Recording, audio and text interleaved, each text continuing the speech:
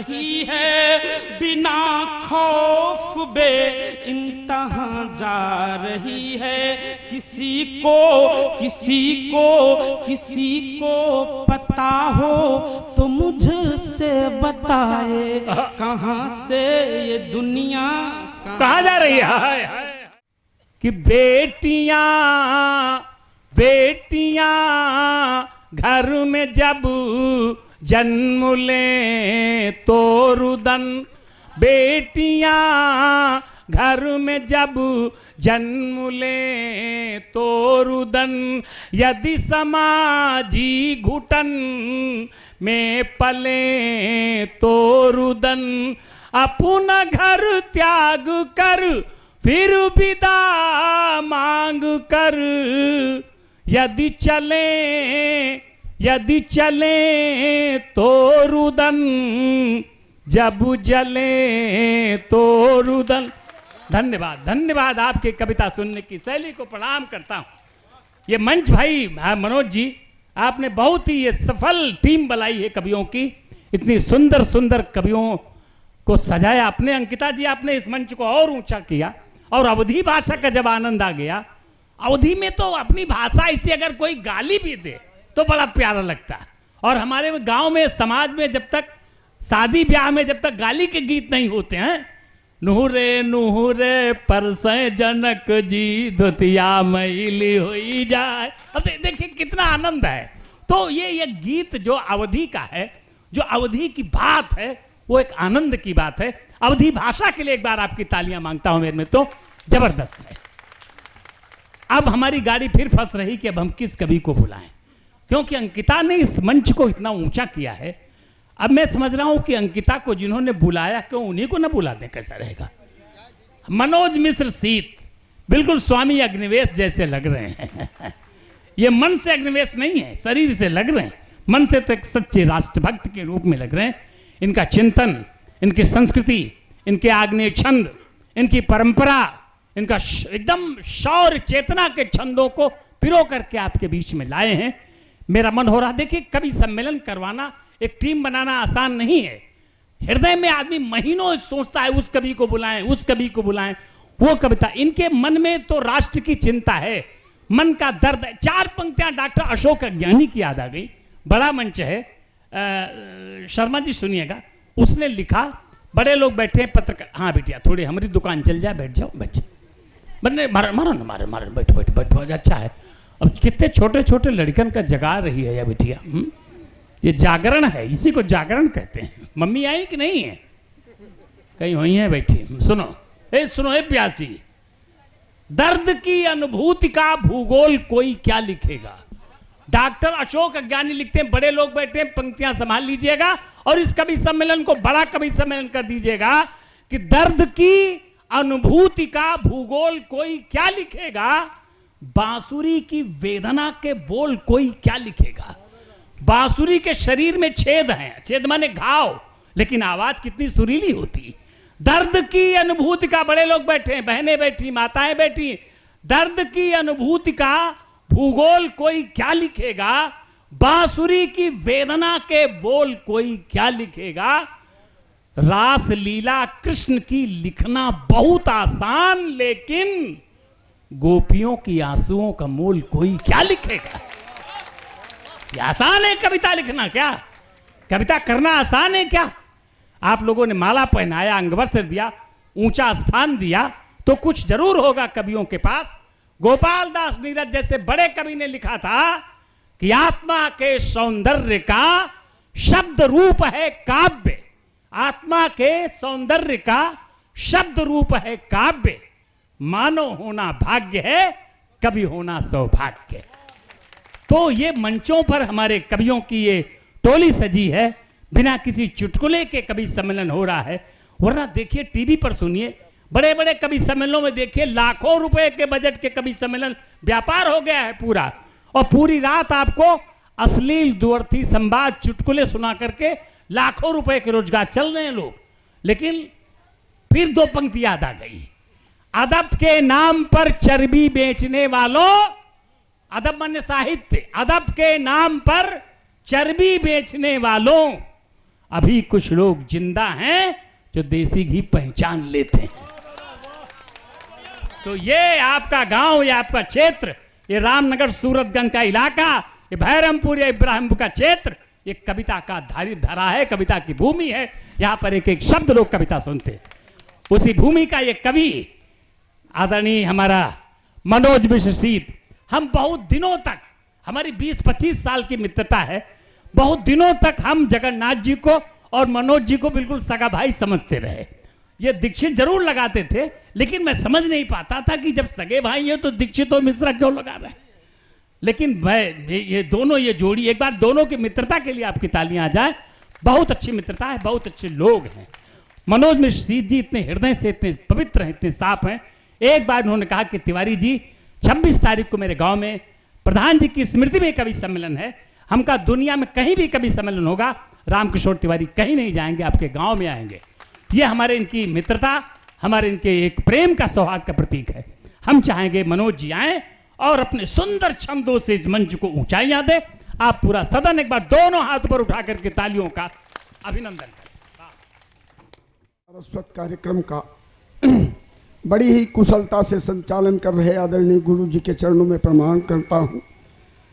मंच की अध्यक्षता कर रहे आदरणीय निर्दोष जी के चरणों में प्रणाम करता हूँ तथा सामने बैठे सभी प्रबुद्ध श्रोता वर्ग को मैं प्रणाम करता हूँ कि जिन्होंने अपना अमूल्य समय देकर हमारे इस कार्यक्रम को सजाया संवारा और अपना सहयोग किया। सभी को प्रणाम करता हूँ। हम चाहते हैं कि हम अपने दूर से बुलाए गए कवियों को सुने।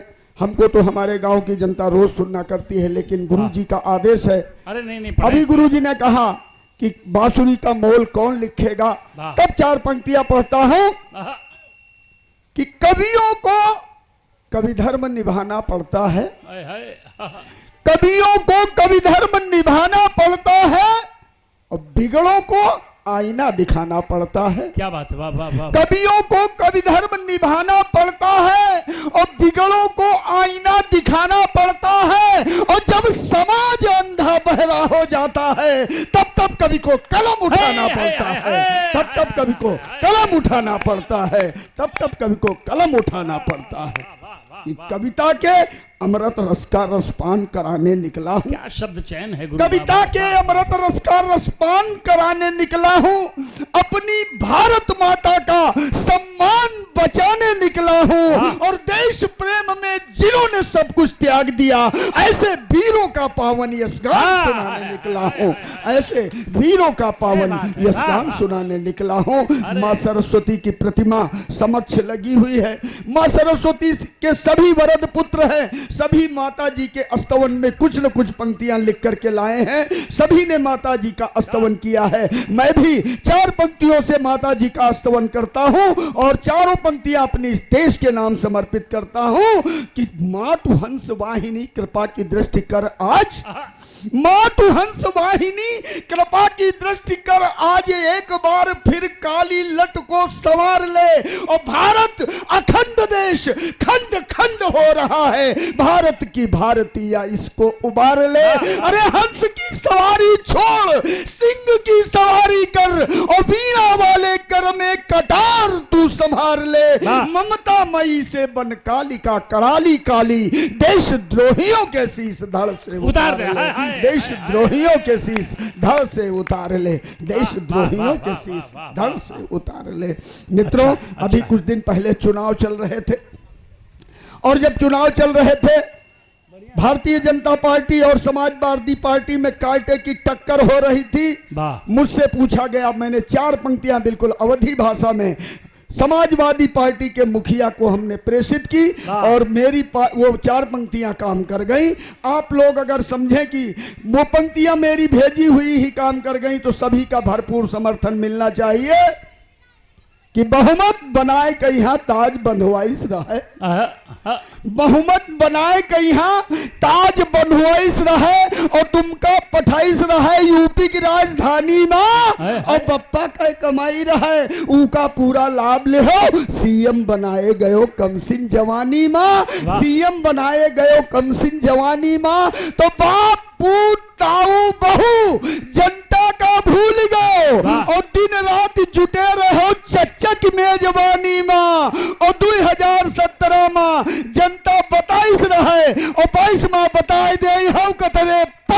है।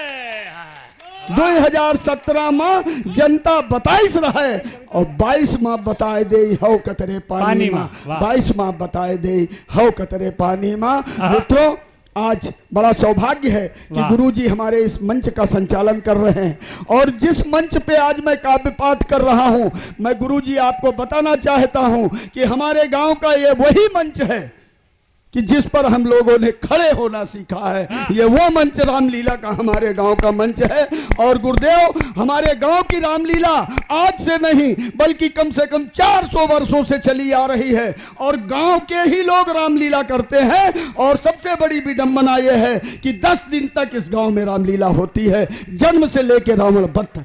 वाह वाह, अच्छा। और ये जो जिस प्रांगण में हम बैठे हुए हैं, ये प्रांगण हमारे रामलीला मैदान के नाम से 5 बीघे का प्रांगण चकबंदी में हमारे गांव के लोगों के द्वारा छोड़ा गया था। मैं चाहता हूं कि ये राम का मंच है, इसलिए एक छोटी सी रचना राम को समर्पित करके मैं अपनी वाणी को विराम दूं, क्योंकि बहुत कवियों की सूची लंबी है।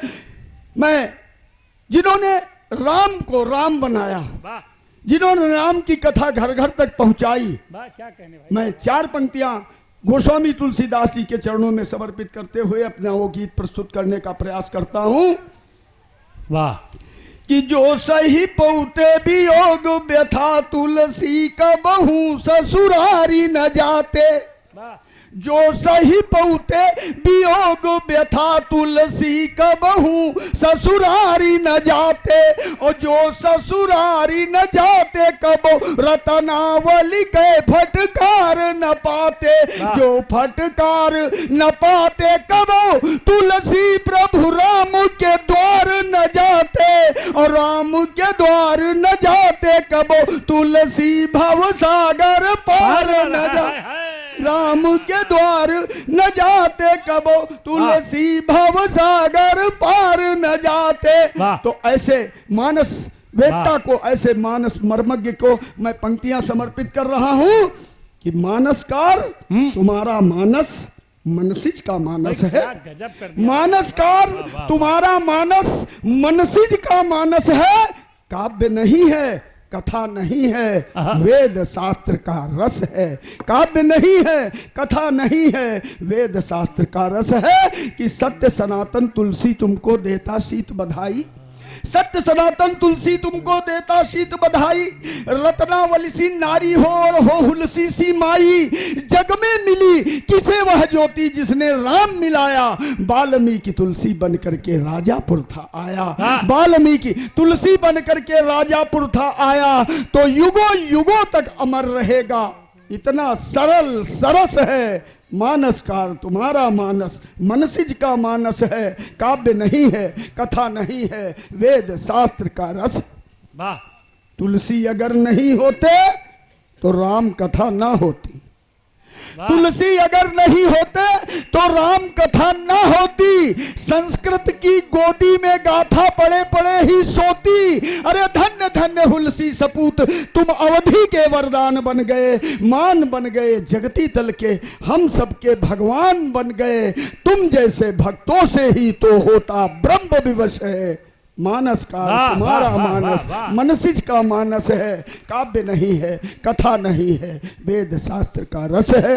तो कहाँ कहाँ राघव ने किसको अपना और पराया, कहाँ कहाँ राघव ने किसको अपना और पराया, जातिवाद और छुआछूत को कभी नहीं अपनाया, तनिक लालसा नहीं मिलेगी गंध मिले ना मद की, जनमत नहीं जुटाया कोई इच्छा लेकर पद की, जनमत नहीं जुटाया कोई इच्छा लेकर पद की। तो सेवा भाव दया करुणा ही उनका यश सर्वस है। मानसकार तुम्हारा मानस मनसिज का मानस है, काव्य नहीं है, कथा नहीं है, वेद शास्त्र का रस है। और अंत में मैं अपने संकल्प की 4 पंक्तियां पढ़ करके अपनी वाणी को विराम दूंगा कि शासकीय कुटिल कुनीतियों का अंधकार। शब्द चयन है भाई, वाह वाह वाह। मित्रों 2024 आ रहा है, फिर शासकीय कुटिल कुनीतियों का अंधकार, सूर्य वंशजों तुम्हें मिटाना अभी शेष है।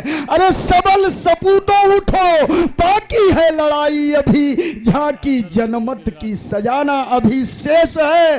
और राष्ट्र मां को डायन बताने वाले राक्षस को भारतीय भूमि से भगाना अभी शेष है। और राम जन्मभूमि का तो मंदिर बना रहे हैं, और कृष्ण भूमि मंदिर बनाना अभी शेष है।